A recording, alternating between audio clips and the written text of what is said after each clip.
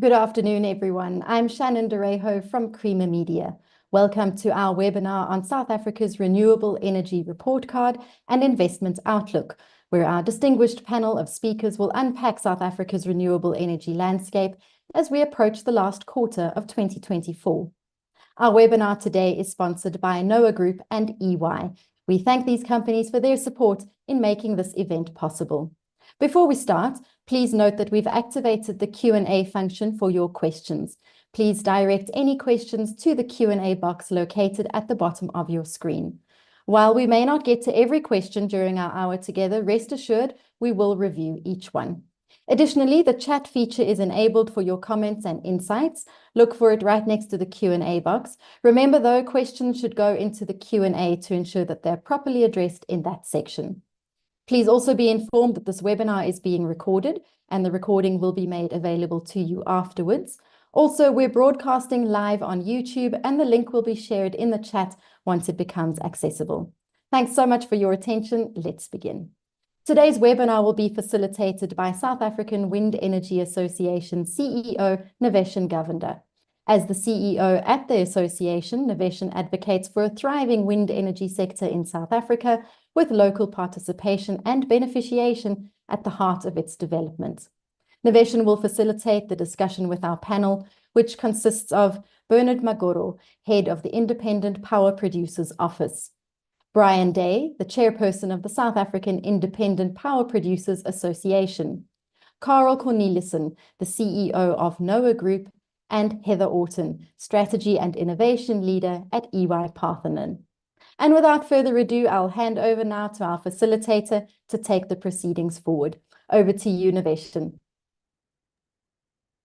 Good afternoon, everyone, and thank you, Shannon, for the welcoming remark and inviting me to moderate this webinar today that's entitled South Africa's Renewable Energy Report Card and Investment Outlook. As I've been introduced, my name is Niveshen Govender. I am the CEO of SOWEA, the South African Wind Energy Association. SOWEA is a non-for-profit industry association representing the united voice of the wind sector and advocating for the advanced growth of wind energy in South Africa and beyond. We have an extremely esteemed panel of speakers today who will unpack South Africa's renewable energy landscape and approach beyond 2024. My job is an easy one this afternoon, to set the scene and ask the important questions, really placing our experts in the hot seat. So ladies and gentlemen, 2024 has witnessed several key policy changes. Most importantly, in the South African context, is our general elections being concluded, giving rise to the government of national unity under the 7th administration. With this, we saw the promulgation of the Climate Change Bill and the Electricity Regulation Act Amendment, both extremely important pieces of legislation that will change the energy market landscape and support the advancement of renewable energy in the country. From my perspective, the Government of National Unity appears to be establishing a stable and effective framework and moving with pace when it comes to matters of energy transition with energy security in mind. I do think that there's still some work that needs to be done on the affordability. We should be encouraged by the consistent messaging between President Ramaphosa and Minister of Energy and Electricity, Dr. Ramaphosa, in support of renewable energy. In his opening address to Parliament, the President highlighted that South Africa is undergoing a renewable energy revolution, expected to be the most significant driver of growth and job creation in the next decade and beyond. Additionally, Minister Ramaphosa has expressed his commitment to an ultra-aggressive approach to rolling out renewable energy, including plans for a mega bid window aimed at procuring renewables on an unprecedented scale. For the first time, it seems that government is showing coordinated support for the transition to renewable energy. With political will, sound policy and regulatory framework, private sector readiness, and readily available funding, the market anticipates vastly accelerated implementation, if we can sort out the transmission infrastructure limitation. I myself will remain cautiously optimistic until such time as we see what happens in the future. With that context, we find ourselves at a stage of an evolving energy market. At this point, it is important for us to stop, take stock, and reevaluate our strategic plans and our way forward. In taking stock of the Renewable Energy Report Card, we have established just over 6 gigawatts of installed capacity by 92 IPPs through the Renewable Energy IPP Procurement Program but window 1 to 4. There are various public procurement programs, including the Risk Mitigation IPP Procurement Program, the Renewable Energy IPP Procurement Program but window 5, 6, and recently closed but window 7 at different stages of procurement. Expected to implement some new capacity of wind and solar PV, but each of these programs with their own set of challenges. On a private procurement side, through the NERSA registration data, we understand that close to 9 gigawatts of wind and solar PV projects have been registered. And from our market intelligence, some 4 to 6 gigawatts already in construction phase. Additionally, we have seen a wave of rooftop solar installations flooding the market with an estimated 3 gigawatts of embedded solar PV already installed in the country. As you can see, ladies and gentlemen, a lot has been done, but a lot more needs to be done as we transition with affordable, accessible energy security in mind. To help me take stock, let me invite our panelists into the conversation for their opening. Panelists, if I can ask that you please introduce yourselves, provide introductory remarks on the topic, and please feel free to include any key renewable energy achievements as part of this report card from your perspective to set the scene for the rest of the conversation. If I can start with Mr. Bernard Magoro.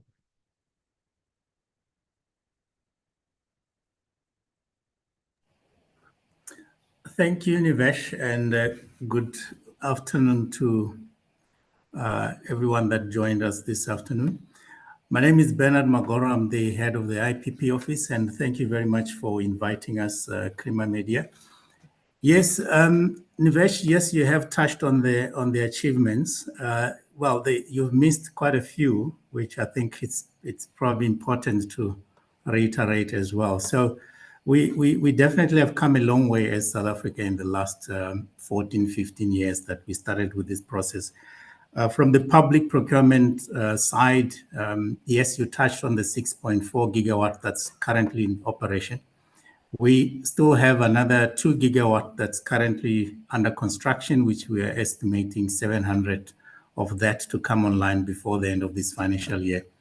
And over and above that, we've got the battery storage program, our first battery storage program, which we announced last year, December. Those projects should be reaching commercial close in the next few months as well. And then, because this is about the investment as well, it's also important to mention that out of all these programs, we have attracted close to 300 billion rand worth of private sector investment in the industry. But it doesn't end there. You touched on bid window 7. Also important to highlight the level of interest that we have seen. I think it's beyond our expectation. We have attracted over 10 gigawatts of subscription for bid window 7, where we're looking for 5,000 megawatts. So yeah, the level of interest in South Africa remains very high, and we are very excited as the IPP office with the commitment that we have seen from our investors across the value chain in our public procurement space. But yeah, let me stop here for now. But yes, just to emphasize that we have achieved quite a lot, but there's definitely a lot more that still needs to be done. And later on, maybe we'll touch on some of the projects that are coming later on. Thanks. Thank you so much, Bernard. Brian, can I please have you? Thank you very much, Niveshen, and good afternoon to everybody. My name is Brian Day, and I have the privilege of chairing the South African Independent Power Producers Association. Been going for 15 years, established in 2009, and focused very much across all technologies, looking at policy and regulatory space in order to facilitate and enable greater participation by private generators in the sector. Thank you very much for the introduction, Niveshen. I think the the key achievements for me is building on the Schedule 2 amendment that was made under the previous Electricity Regulation Act. Well, actually, it's still the current one, even though the new one's signed, but it's not implemented yet. But, you know, there were very few people who believed that the level of generation that has been or is being invested in, that has been constructed, that has been contracted, is enormous, and you've covered some of those figures.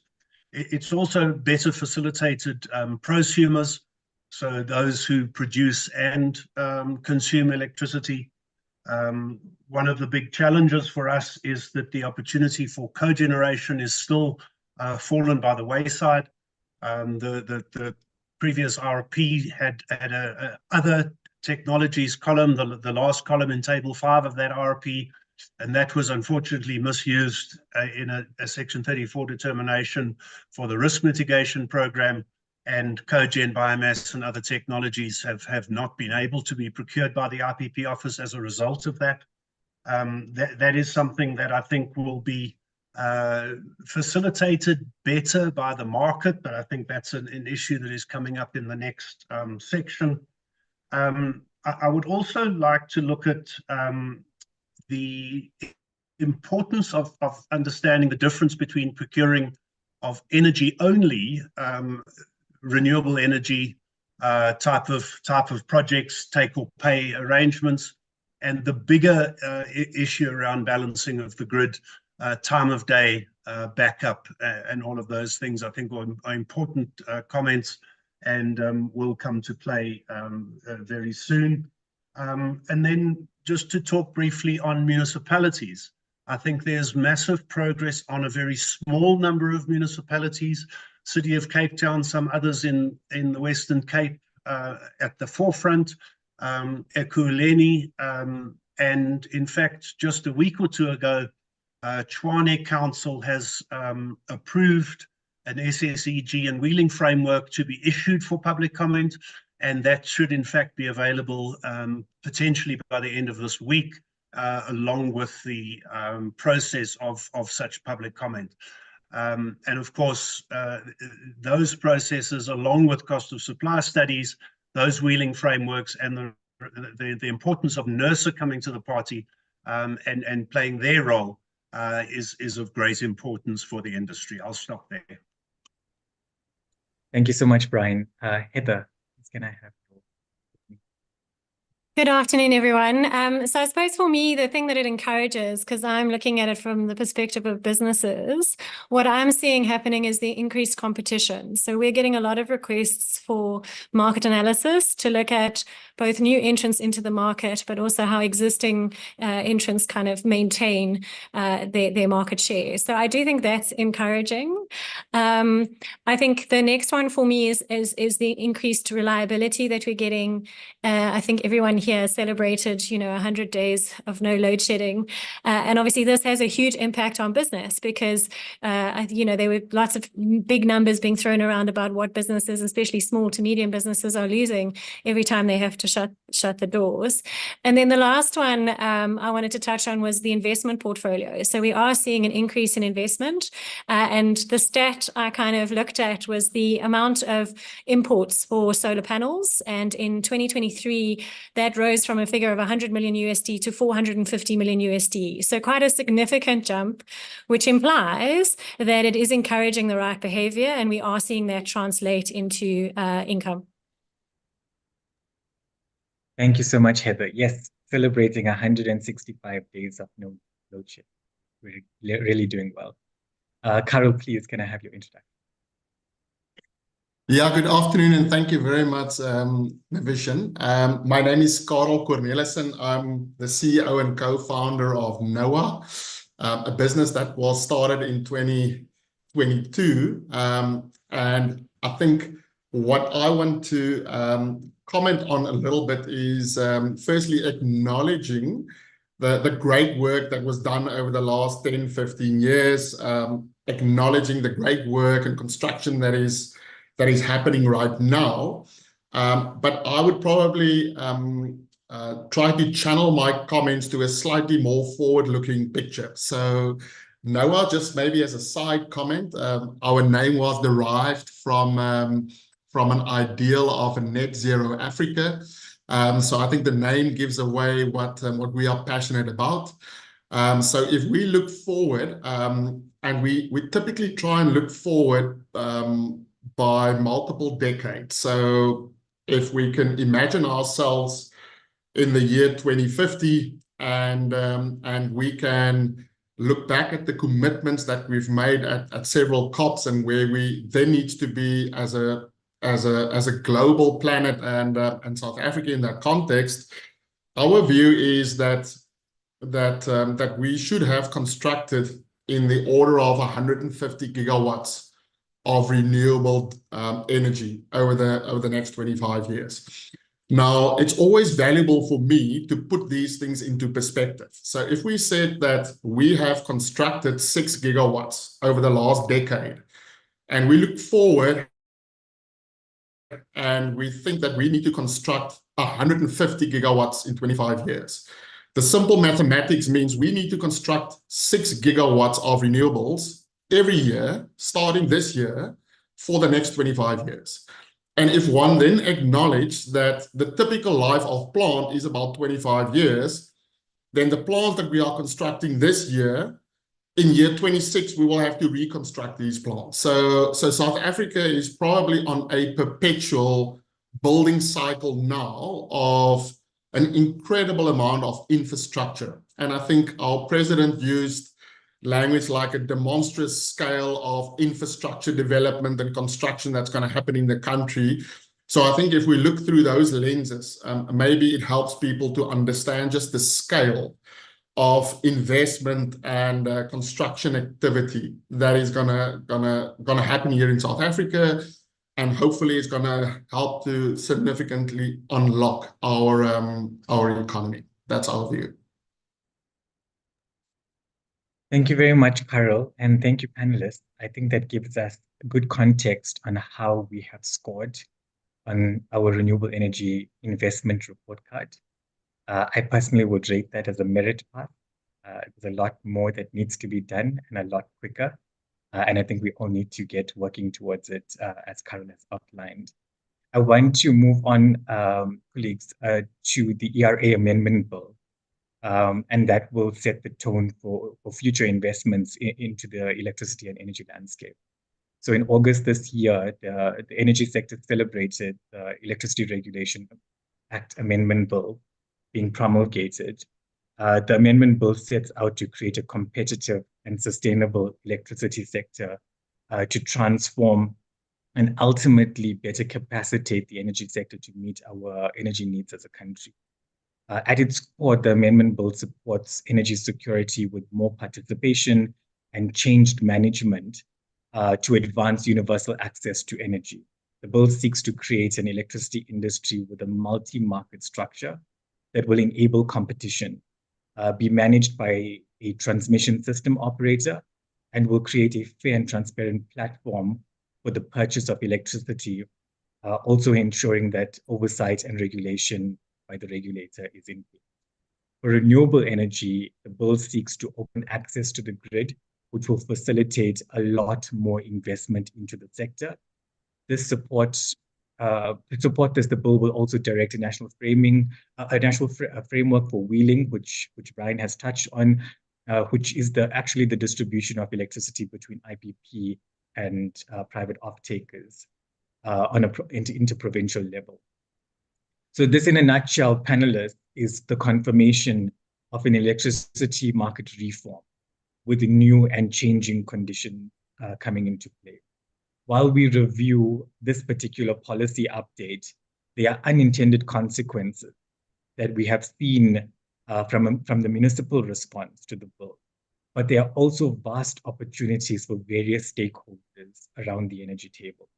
So I'd love to get your view on this policy change particularly, and given the perspective of where you come from. So Bernard, can we get your views from a public procurement perspective, especially given the challenges that we saw in bid window 6 and bid window 7 with wind energy, given the constrained grid that we are facing. Thank you, Nivesh. Look, on this topic, I think it's a very exciting times for us as well. If you look at the bill, there's always been questions, what's the role of public procurement going forward? And I think if one looks at the amendments that have been made, particularly to Section 34, it's very clear that public procurement will still play a key role in making sure that security of supply in South Africa, even after liberalization, is not compromised. And that to me is the key as far as the national interest and the public procurement is concerned. It's very clear that the minister can make a determination to make sure there is security of supply if there is a case of market failure. So for me, that is key. Then what that means is that we must constantly monitor market developments and respond accordingly as government. Unfortunately, we're dealing with infrastructure which is a long lead time. So it means all of us as procurers, as the system operator, and the minister, we have to constantly look at the system and see what do we need in the next 10, 15, 20 years. And that's where the IRP also comes in. But the other important aspect that, again, under the same section, for the first time, the minister can make a determination with regard to transmission infrastructure. And that has been a bottleneck, and it's not just for the private sector. I think all of us are now struggling to secure the grid for the much needed electricity. So the Act requires the minister to constantly look at that as well and issue determinations that can also speak to either transmission infrastructure in isolation to facilitate generation connection, of course, but can also be a combination of both of them. So he can issue a determination that says we need this generation capacity, but to give effect to it, we also need to get this transmission infrastructure installed. So for me, those two are actually the key outcomes from this new act, which I think it sets the tone, and it also provides much needed clarity on future private sector investment in the sector. Absolutely. Thanks, Bernard. And I think a lot of people are seeing the conflict or competition between public procurement and private procurement. But really what we need is for both these programs to work together to ensure that we can roll out and accelerate renewable energy investment in the country. Brian, coming to you, we saw last year, between 6 and 8 gigawatts of private projects take up grid capacity in the same time around bid window 6. How is this policy paper going to support, the acceleration of these projects, the closure of these projects, as moving forward with these? Yeah, thank you very much, Niveshen. I think the passing of the bill by both houses of Parliament before the end of the 6th Parliament and the elections this year was one of the most outstanding pieces of work from government in terms of expediting that process. So enormous plaudits to them. I really did not think it was possible. I'm normally a real optimist too, so I think that really needs to be acknowledged. The NECOM guys, Energy Council, the other associations, Operation Vulindlela, Presidency, all of the people who've worked so hard. I might also say at long jolly last, because it's not like a new idea. You go back to the white paper of 1998, and I don't want to be the one that pours cold water on all the optimism, because the optimism is well placed.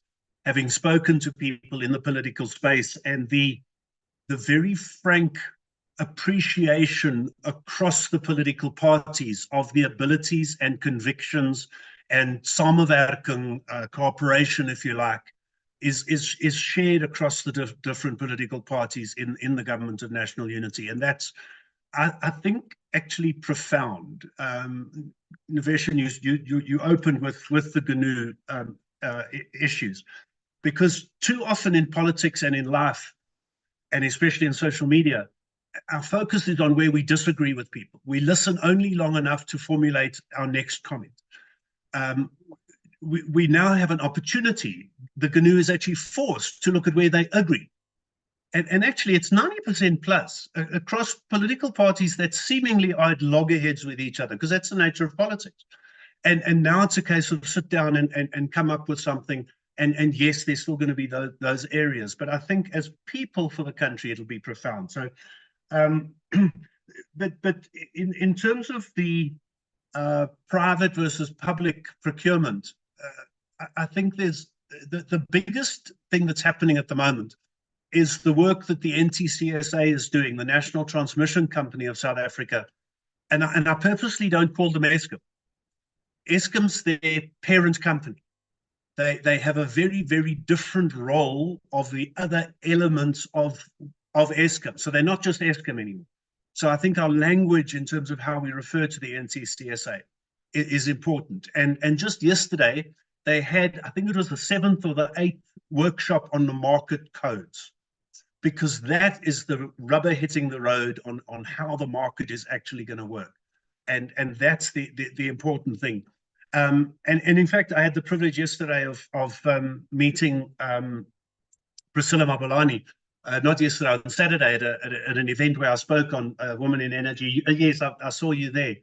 And just hearing some of the expertise on the board of the NTCSA, guys who've been in this industry for decades, who know stuff, the passion to form the market. There's a real understanding that, yes, we've got to build grid, and we can talk about that in one of the next sections. But until and unless you get the market happening, you're going to be continually constrained. And I think that also is important in terms of how the RPP office is starting already to morph their focus beyond just energy. Battery storage, Bernard spoke about that first round is looking to reach commercial close. And I see that the market failure aspect is probably going to be more about backup and storage than it is going to be about energy itself. And therefore, public procurement is probably going to play a bigger role when it comes to capacity and backup, because it's almost easy for us as renewables guys to have a take or pay. When the sun shines, you get what you can, but Eskom must do the rest. And of course, Eskom is the NTCSA plus the generators and all of that. So it's how that all comes together that actually forms a sustainable electricity supply industry in the country. Absolutely. Thank you. Thank you so much, Brian. You raised a good point that we have to be working together. And I think you've articulated well the NTCSA's role and what they're doing and how they're gearing up themselves to move us forward.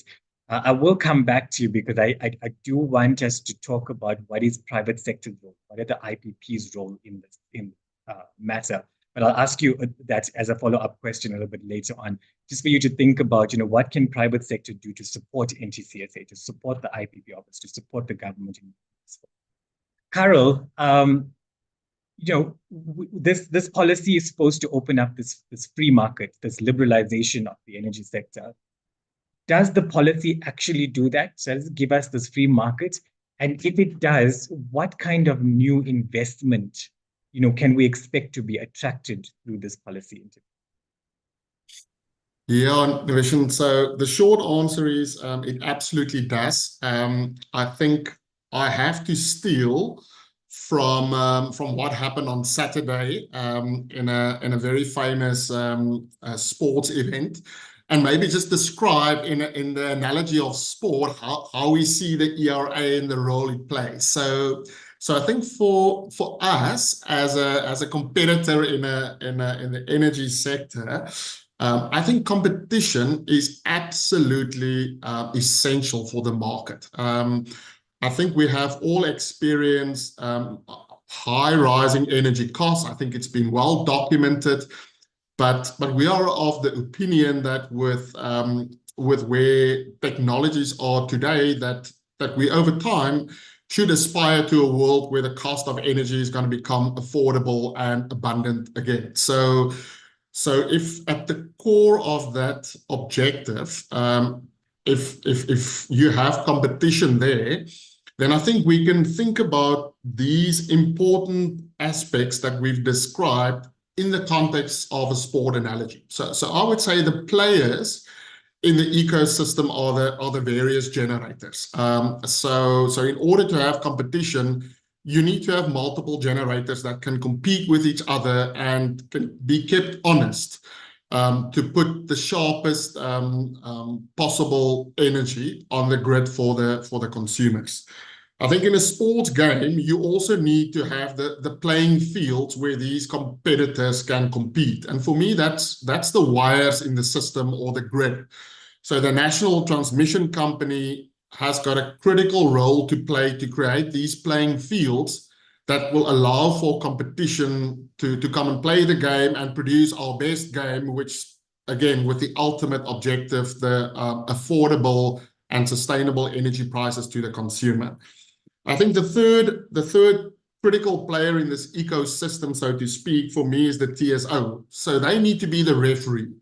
I think all of us, well, hopefully all South Africans will always try and do what we believe is the best, but we all have a slightly limited view of what we believe the ultimate answer is. So I think you need a referee to ultimately balance the system and to make sure that what we want to put on the grid is matched well with what the end consumer needs, and that pricing is regulated in such a way that it is a truly balanced and a balanced, responsible market.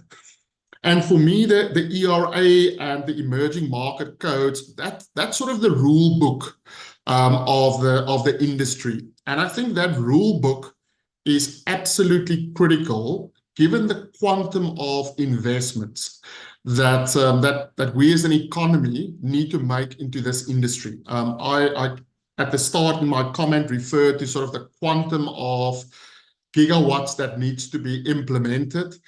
Our estimate is that we are looking at somewhere between 3 and 4 trillion rands of investments that's required to build the energy infrastructure of tomorrow. Now, in most people's world or language, those are big quantums of capital that needs to be invested. And I think the second thing is your investment cycles are long cycles. So I think your capital allocators need to have the certainty and the clarity around where the industry is transitioning and what are the rules that will guide how this game is going to be played. So for me, the ERA provides a critical framework to enable this game to be played. I think all the ingredients are there to really foster a fantastic industry, an industry that can work together, but also can compete together.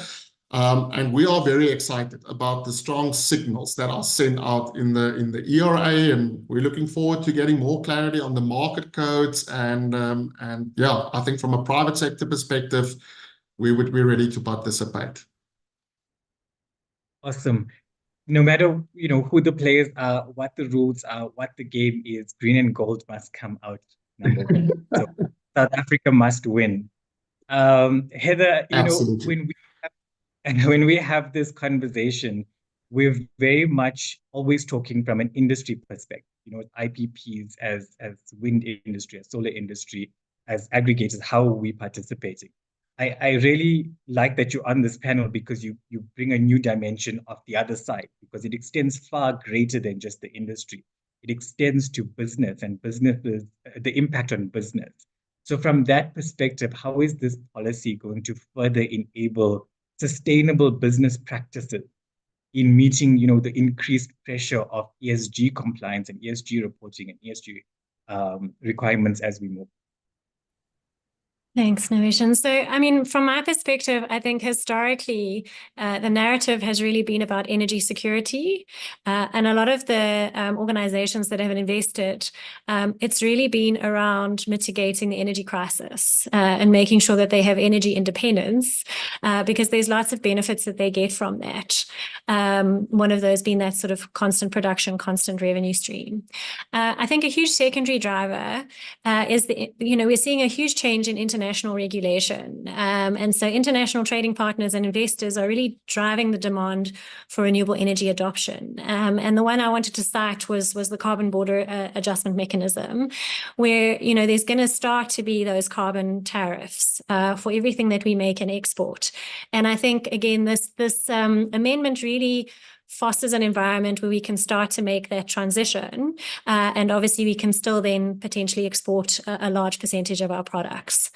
I think the last one is really around you know, particular industries like retail, financial services, mining, and you'll see that the mining companies have already invested in large-scale projects for generation. So organizations like Anglo, Savanier, they're all looking at how they can get their energy independence, but also how they can serve the communities around them, which again is where this policy really comes into play. And I think that's where it really helps to support the ESG narrative, as you said. And I think it's more than that. I think in order to achieve investment now, whether it's debt finance or equity finance, you do need to have thought about how you can be a responsible business. And again, the move to renewable energy really helps you primarily with your Scope 2 emissions and ultimately your Scope 3 emissions. But fundamentally, the consumers are becoming way more savvy as to, you know, who they want to work for, who they want to work with, and who they want to buy from. And again, I think this agenda is helping a lot of organizations move to and maintain some of their kind of key product and service offerings.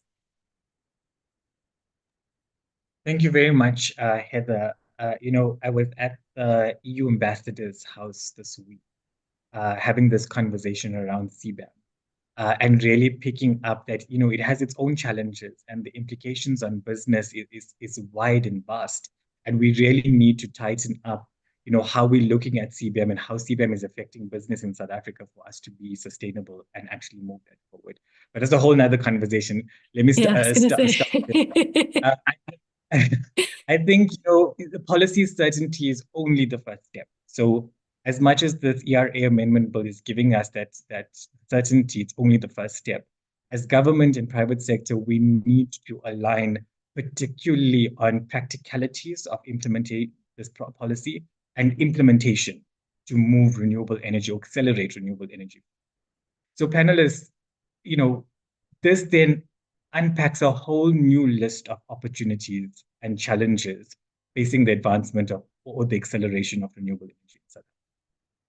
So Heather, you know, staying with you and the business aspect, what uptake are you seeing by South African businesses since these regulations have been opened? Not just the ERA amendment bill, but also the Schedule 2 that Brian spoke about, allowing for private investment in electricity generation. Sorry, Niveshen, I might need you to ask that again because the lights went off and I got very distracted about getting the lights back on. I think that's quite pertinent when we're talking about renewable energy, that my lights go out. No, sure. I'm just asking from a business perspective, you know, what uptake are we seeing from South African businesses since the change in regulations allowing for increased private sector investment in electricity generation? Yeah, so I think I touched on a couple of the projects that we've seen already. So definitely I would say the large manufacturing, what I would call typically carbon intensive industries, are heavily investing in securing their own energy.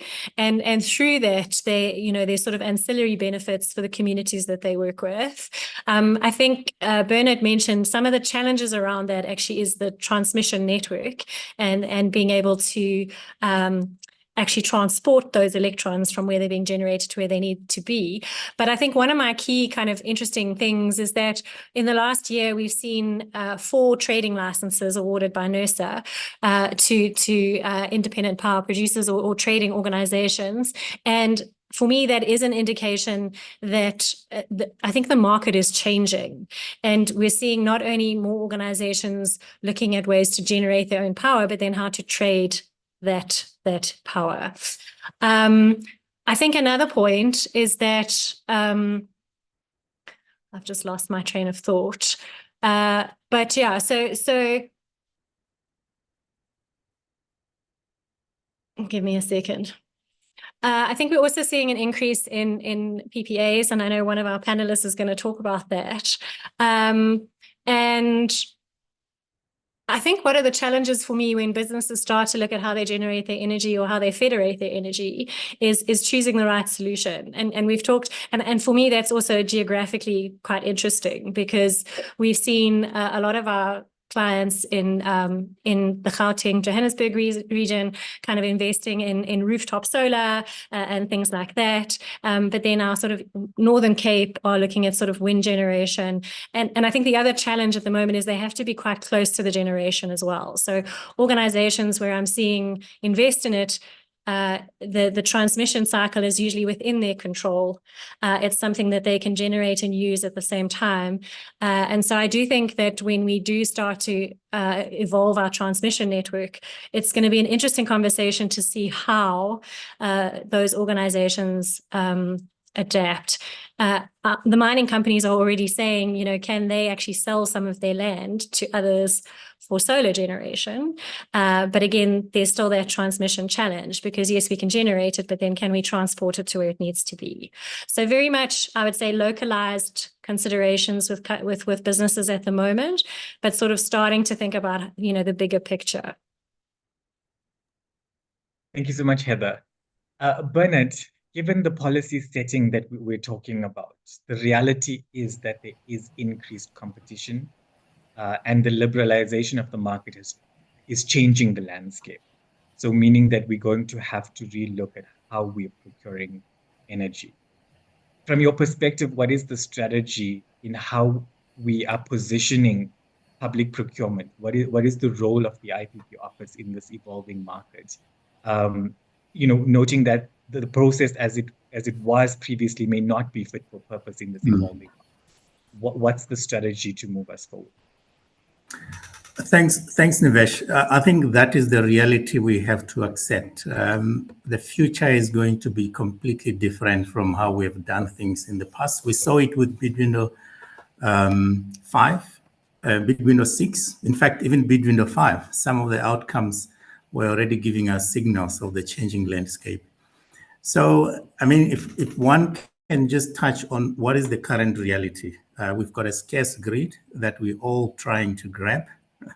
The rules that served us back then in terms of grid allocation, grid competition that we used to run as the IPP office, that process cannot function anymore. So we need to find an alternative solution to that. And then you look at curtailment that has been introduced now. We are waiting for the regulator to make a call on that. But over and above that, the structure of the PPAs cannot be the same. Already within the IPP office, we are looking at what the future PPAs should look like. How do we incorporate the requirements of the system operator? Because clearly, we need to start looking at what the system requires. When we talk about the market failure, somebody touched on it. Maybe it's not an energy challenge that we have now, it's a capacity challenge. And everyone in the world is now really going into the capacity markets because of of trying to balance the renewables. So the answer to your question is that the future will be different. And this platform with the new era just gives us clarity in terms of how do we set ourselves and responding to this new environment that we find ourselves in. I've already touched on the opportunity that comes with transmission determination, so that is clear, and hopefully that will be brought to live as well very soon. But the most important one, which we didn't touch during the opening, let's not leave others behind. It's very exciting to have the market, but South Africa is a completely different setup from Europe, from US. So as we move into implementing ERA and market liberalization, I think it's important that the legislation is a framework. So we need those regulations. The market code is there, but we need regulations that make sure that South Africa benefits out of this transition. The 200 gigawatt of renewables or 155 gigawatt of renewables, it will be sad if 10 years, 15 years from now, we've got nothing sustainable to show for it in terms of taking care of our poor communities, creating manufacturing opportunities, developing skills that we will need. And I think it's Karel who mentioned, this is going to continue to perpetuity as we see today. But are we going to create industries that will, serve South Africa in the future instead of importing all these components? So yeah, from our side, we're looking at, how do we redesign the procurement model to respond to what ERA is asking for, but also helping government with other, economic development initiatives as well. Thanks, Bernard. Homegrown solutions that work fast. Brian, when we talk renewable energy acceleration, we need to talk grid capacity. So from your perspective, what can we do to move this forward? And I think in your response, if you be so kind, to touch on the short-term options as well, while we're waiting for the infrastructure build, which is going to take a few years, the short-term options, Bernard spoke about curtailment. We have the storage procurement rounds going, the wheeling framework is coming. Can you touch on a little bit of those aspects within the energy sector? No, I think thanks very much. And I think, it comes on the back of the some of Bernard's comments around the importance of using the best of models around the world to make sure that we've got competition, which breeds the right behavior, but to understand that an electricity market is not a free market. And I would define a free market as something that is, and I use the example of pencils for no other reason than there's lots of them. I use pencils or pens. I don't know if today's youth do, it's all electronic. But you can have, Economics 101 requires you to have an infinite number of producers and an infinite number of customers, and therefore the choice is available. The time lag to build new capacity, the logistics chain, all of the things that are assumed when you study economics in first year and you have a supply and a demand curve. You don't have that in electricity. Bernard mentioned the time lag of big infrastructure, and so we must not be afraid of using the term market failure or market deficiency, because it's inevitable. I would also emphasize the difference between the wholesale market, which is what the ERA actually brings in, and other countries in Europe, Denmark, etc., that have gone way ahead into a retail market.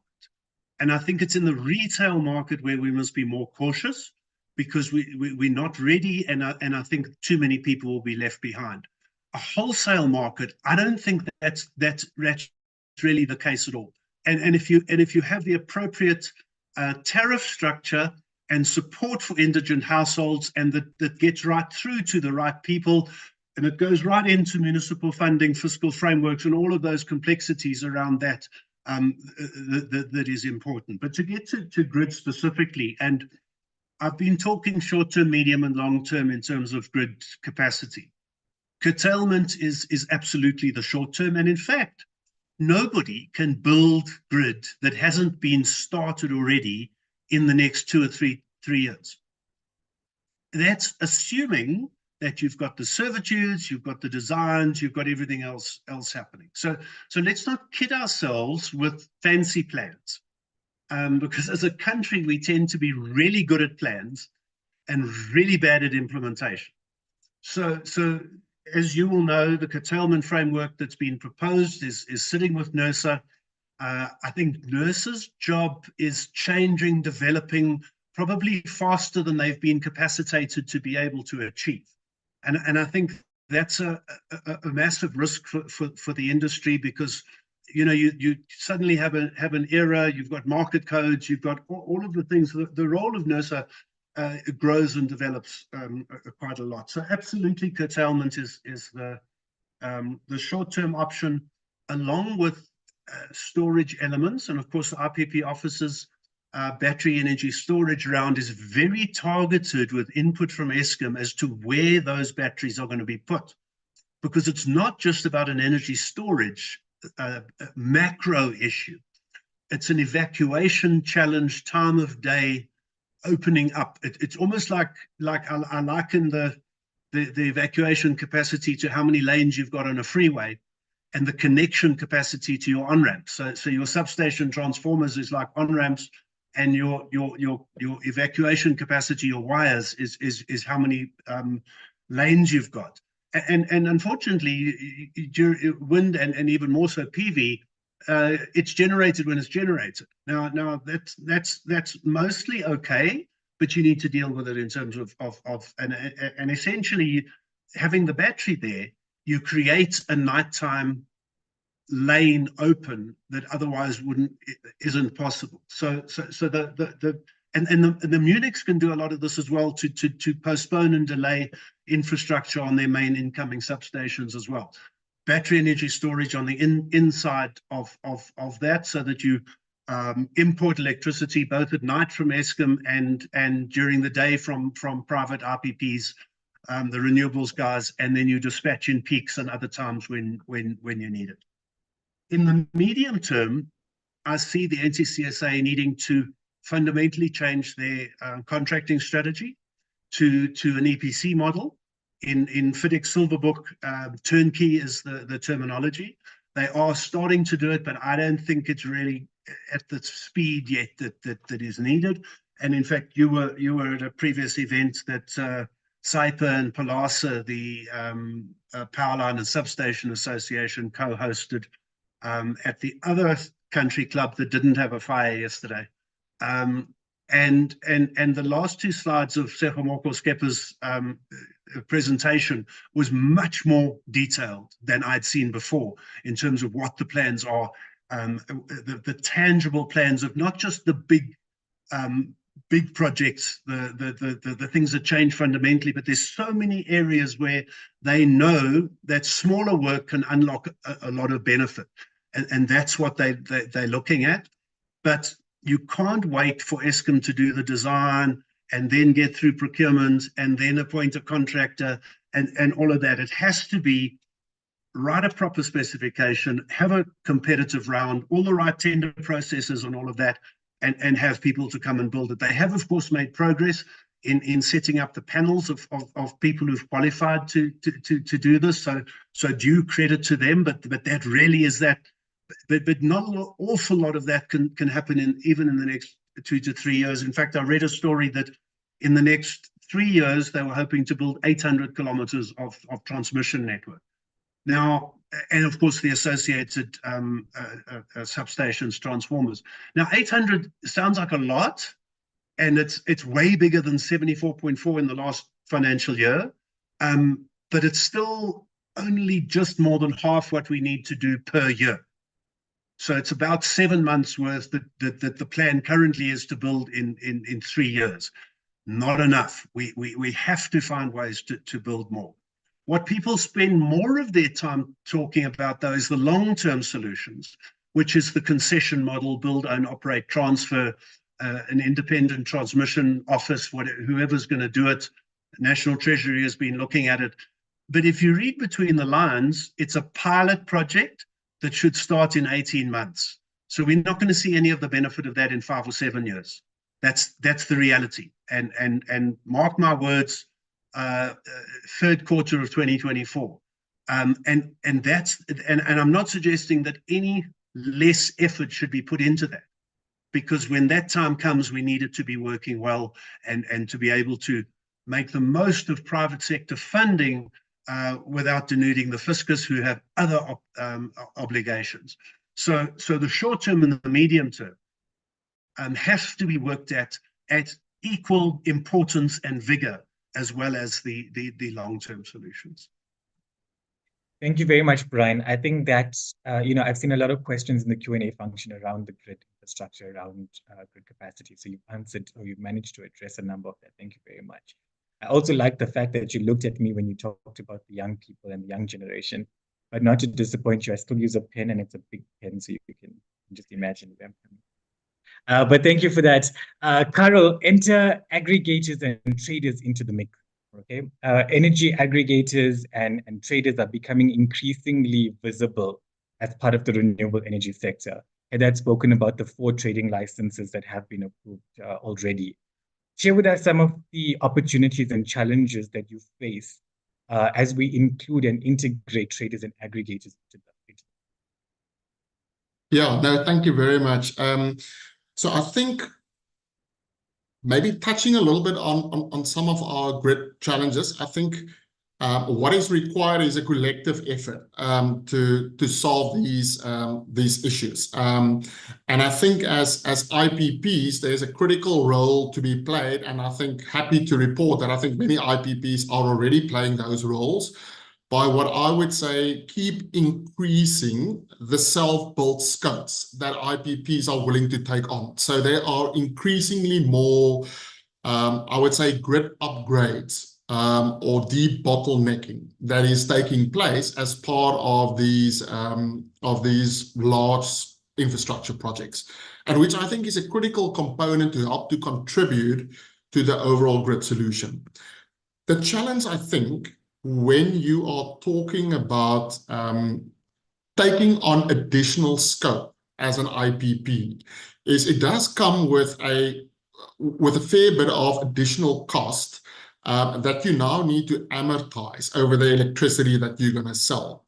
And the best way to do that is to just build really very large wind or solar facilities. I think in the very early days of the reprograms, we were building maybe 10, 20 megawatt solar facilities. Later on, the standard became 75. And I think in the latest 2 procurement rounds, we're sitting at 240 odd megawatts of facilities being built or bid at a time. And I suspect that we call them clusters. I suspect that those clusters are just going to get bigger and bigger. And I think if you get past a certain critical mass on a cluster, you can actually absorb quite a lot of grid work. Now, the challenge is mostly in call it in some form of a bilateral world, you need to find both a customer that is willing to buy the power, and you need to have the generator that is willing to build a very large scale cluster. Now, the challenge becomes these clusters are so big that there are very few single customers that can actually buy that amount of power. In fact, you might almost say you can count them on one hand, the number of single customers that can buy at 500 megawatts or a gigawatt of power on a single procurement round. Now, I think this is maybe where aggregators are entering into the market, where we are playing the role of aggregating a lot of smaller customers so that in aggregation, we can present a large pool of off-takers to IPPs, which then in turn will allow them to build very large scale infrastructure. It will enable cost to be the most competitive because renewables scale quite significantly with size. And secondly, as you talk about really large scale facilities, you are also in a position to actually contribute quite a bit towards certain grid upgrades that would be required to evacuate that energy onto the grid. So I think that's one role that an aggregator is supposed to play, and I think that the aggregators are exactly doing that.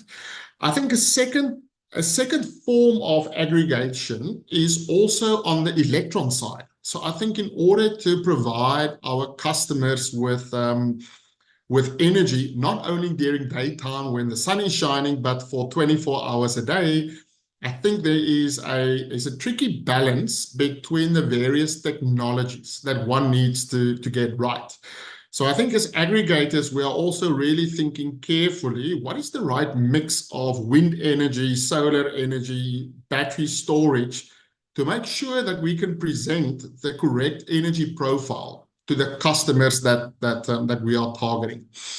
And maybe the final point that I would make, back maybe to the whole grid challenge, if you sit with a very constrained resource or capability like grid, I think one has to think really out of the box of how to optimize whatever you have. I think we've mentioned curtailment or the critical role that curtailment can play. I completely agree the role that storage can play to help create extra lanes. I think there's also a next wave that we will probably see where people start co-locating more of these technologies connecting to the same grid. So for example, where you can have a fairly large scale solar facility and a wind facility and some battery storage all in one cluster. That will allow you, when you evacuate onto the grid, that you can potentially have the maximum use of the available grid capacity. So I think the constraints are always challenging to deal with, but sometimes in life, the obstacle is actually the way. So I think the fact that we have a constrained grid, I think actually allows a lot of creative people to think, how can we maximize what we have? And I think that's a critical ingredient to help unlock the current challenge. Great. Thank you very much, Karel. Yeah, co-location is becoming a more and more increasingly important. And I think what was interesting for us to see is that Eskom is leading us in co-location, where we saw the tender for the solar PV plant coming up at Siri Wind Farm, really looking at the co-location model. Thank you very much, colleagues. We are running out of time, so I want to wrap it up. Last round of questions. I think it's important for us to look at the outlook, the future outlook over the next 3 to 5 years, where we're going. So, we've seen earlier this year, the draft IRP 2023. It had several flaws. I think we can all agree on that. But what it did do is it got us thinking about the future outlook for renewable energy in South Africa. The IRP 2023 draft provided 2 horizons, the next 7 years to 2030, and then the long-term view between 2030 and 2050. We're told that a new iteration is being worked on by the department, so that's good news. But what we have understood from this draft is that the majority, almost 60% of new generation capacity, is going to come from wind and solar. That is the basis of the modeling as it stands. The South African Renewable Energy Grid Survey was also conducted this year for the second time, and this was conducted by ourselves, Soweya, our partners Sapia and NTCSA. And this exercise highlighted that there are 133 gigawatts of wind and solar PV projects currently under development in the country. Around 60 gigawatts is ready for implementation in the next 3 to 5 years. The caveat here is grid capacity dependent. Right? So in the next 5 years, we can have 60 gigawatts of renewables if we get the grid infrastructure right, if we get the mechanisms right. So colleagues, in your closing remarks, let's think about the outlook, what the policy is telling us, what market is telling us from the grid survey. Brian, if I can ask that we keep responses very short because we're running out of time. But Brian, what is the confidence from private sector that government will get this IRP right and fit for purpose as we move forward? Niveshen, I think there's an increasing confidence. NECOM 2.0, the restructuring of that, building on what I said around getting the ERA through, I think the confidence is growing. I would suggest, though, that the ERA, the unbundling of Eskom, the progress there, the market codes, all of that is actually going to surpass the role of an IRP. And the IRP, I think, needs to be seen differently. For a long time, as SAIPA, we've said it should not be prescriptive, but rather an insight and a tool, especially in conjunction with what the system operator is actually seeing on the grid, to fill the gaps in the market, because you've got long lead times, big investments, and you've got the different characteristics of electricity between energy, storage, backup, and the functionality of the IRP. So I think the work that the Energy Council has kicked off to make a publicly available version of that is really beneficial, because both the modeling methodology and the boundary conditions are then debated and public, and I think that's where the rubber hits the road. I think the other key issue is around the rules for grid allocation. because it cannot be a bun fight between public and private. It has to be a way that we work out a way that within the project development pipeline, and project developers, as you will know, are masters of parallel process. You cannot then put a series process after all the parallel processes. It doesn't work in an electric circuit, and it doesn't work in the timeline of project development. So we have to find a way. I think having the CEL Pro or the programmatic CEL is profoundly useful. And what it essentially does, because right back in 2012, we identified that a CEL that is done, and a CEL cost estimate letter, 3-letter acronyms, that is only done independent of the other applications that are being done, when there are so many new projects coming on stream versus what was happening at the beginning of REAP, is no longer fit for purpose. A programmatic CEL is really good because it takes the geographic location of competing plants into consideration. The NTCSA then knows where grid strengthening is necessary on a shared basis, going back to your point, Karel, around how we develop the nodes. The RPP office can even look at how the rules are changed to procure at nodes. So once you've then got those processes, but I would caution against separating a CEL Pro just for public procurement or just for private procurement. There's no rational basis for that. We need both to happen at the same time. We need the power on the grid, because as much as we've got 160 whatever days, and I'll add my admiration to Eskom, Nikon, and all the people doing the outstanding work behind the scenes. The reality is that even with the deferment of some of the coal-fired power stations to 2035 instead of 2030, we've still got, I think the number's 22 gigawatts of coal, which means something like 60 gigawatts of renewables capacity versus energy that's got to be built in the next 10 years.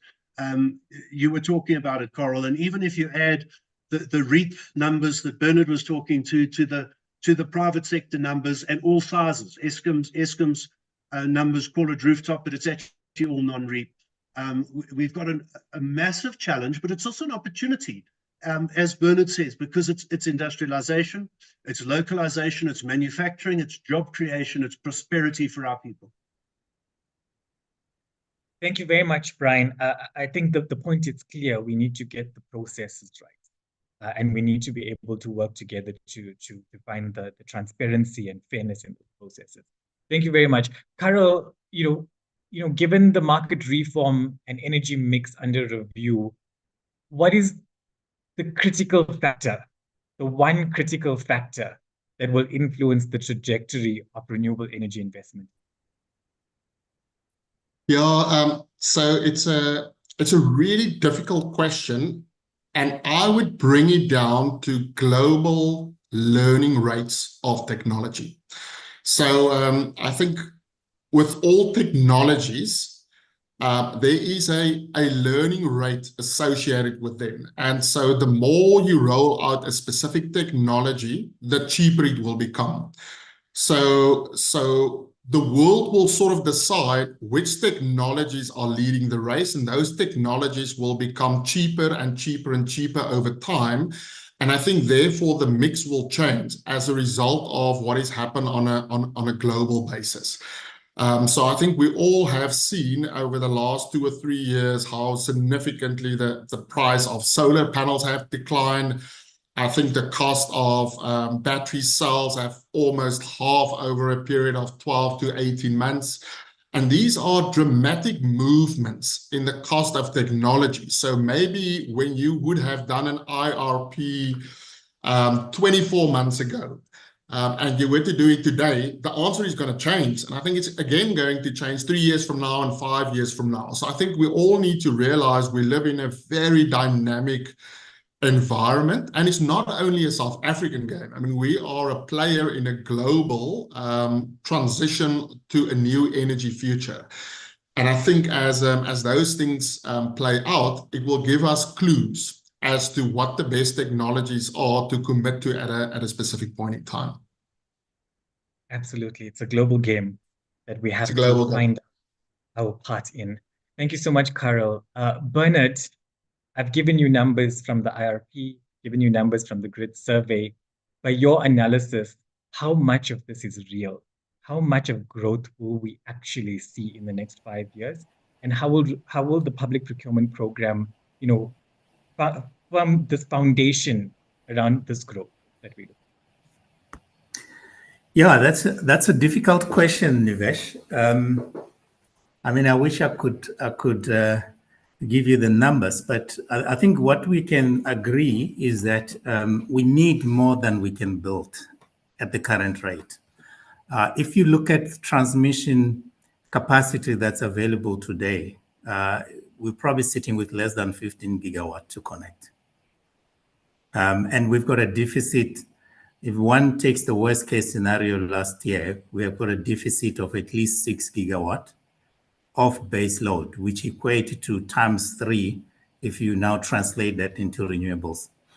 So I think if we don't sort out the grid solutions, and I had somebody talking about 800 kilometers in 2-3 years, we have to be serious.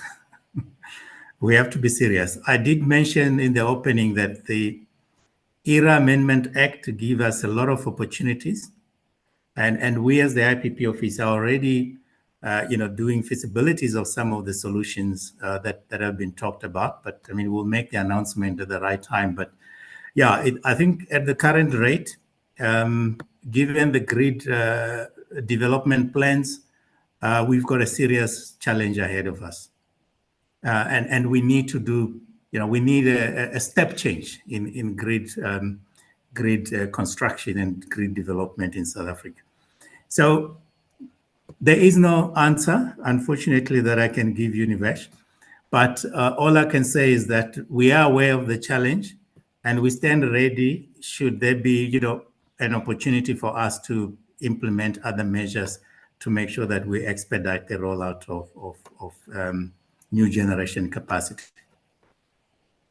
Absolutely. No, thank you for that. I said upfront that I was going to ask the difficult questions and put you guys on the hot seat. Heather, you'll have the last word of the panel. And I think it's an extremely important. So, with the changes and the growth we're anticipating, this must support further development of impact, right? And when I talk impact, we talk local participation and beneficiation. Here, homegrown, where we can see the beneficiation happening within the country. What approach should we adopt to develop South Africa's renewable energy value chain to support local participation and beneficiation? Thank you. So for me, I've kind of focused on kind of 4 key areas, which I think will really change or move the dial. I think there is a big need to develop local manufacturing capabilities for all of the solutions that we've talked about, so solar, wind, and battery storage. Currently, many of the components are imported, and I think establishing domestic production could really reduce costs, create jobs, and obviously make us more self-sufficient when it comes to that value chain. I think government can support this by, increasing incentives and subsidies for those local manufacturers. We know, if I take tire manufacturing just as an example, actually supporting some of those industries to make the conversion. I think there's also under that element, an objective to look at how we encourage Black participation and ownership as we go through that journey, and making sure that, the large organizations have a privileged position where they could support incubation of those types of organizations. The second one for me is supply chain and infrastructure development. I think we've talked a lot about the challenges that face our infrastructure at the moment. But I think there's also the services that sit around that, like the logistics of moving some of that stuff around, some of the permitting processes in order to get some of that live. I think that, is something that we should be looking at. How can we accelerate some of that? The next one is skills development, and I think there was a question in the Q&A around labor risk. We know that we're losing our top talent internationally, but I also think it's not necessarily a natural skill set that we have been training for. So scaling up skills training in renewable energy technology, I think, is essential. And I think it's going to take partnership between business, government, and academic institutions to actually start to train workers to install, manage, and maintain renewable energy solutions. And I think two of the universities, University of Stellenbosch and UCT, are already pioneering programs in renewable energy engineering. We need more of that in order to meet the demand of these types of skills and capabilities. And then the last one is really financing and investment. I think it's about creating blended finance models where, and we talked a lot about public and private capital, but I think that we're going to have to look at different ways of doing that as the scale grows. We're seeing sort of philanthropic funding flows coming into the country. We're seeing government funding flows come into the country. And I think it's really thinking about how we can maximize the effectiveness of those, but also how we can potentially consolidate. Because I was chatting to a colleague who's the head of sustainable finance for Bank of America. And unfortunately, many of the projects that we've got are not individually big enough for them to invest in. And so it's how can we start to aggregate some of those projects that make them sort of internationally interesting. Thank you very much, Heather. I'm told we are officially out of time. So unfortunately, we won't be able to address the question and answers. I hope that the session has provided a lot of the information you were looking for. For those of you who want more information, particularly around the public procurement program, the IPP Office website is a great resource. The quarterly report will give you exactly what technologies, exactly where they're built, the locations, the investment, the socioeconomic development. So please have a look at that. Wind energy information specifically, the Surveyor website is available. Please have a look. And then with that, I would like to thank the panelists for their expert opinions and insights. An extremely important conversation, to ensure that we are aligned as we embrace the electricity market evolution. We have taken stock of what we have achieved. We are integrating changes as we reform and have a view of where we are going to in the short, medium, and long term, investing in our renewable energy future. I look forward to seeing many of you at the Windaba conference that's happening 1st to the 4th of October in Cape Town. Please come say hello. And with that, I would like to hand back, as I hand back to Shannon, I am Niveshen Govender, wishing you a great day. Thanks so much, Niveshen. That brings us to the end of our webinar. I would like to take this opportunity to say thank you to you, Niveshen Govender, for facilitating and enabling such an engaging discussion. Thank you also to our panelists, Karel Cornelissen from NOAA Group, Bernard Magoro from the Independent Power Producers Office, Brian Day from the South African Independent Power Producers Association, and Heather Orton from EY-Parthenon. Thank you to our sponsors, NOAA Group and EY, for their support in making this webinar possible. And finally, thank you to the attendees for taking the time to join us for this discussion on South Africa's Renewable Energy Report Card and Investment Outlook. We hope you found this event engaging and informative. We appreciate your attendance. Our next webinar takes place on the 9th of October at 2 p.m. and will focus on the hydrogen economy. The link to register for that event has been shared in the chat. The recording of today's webinar will be sent to you in due course, and if you have any additional questions, please be in touch. You can reach us at shannon@creamermedia.co.za. Thank you everyone for your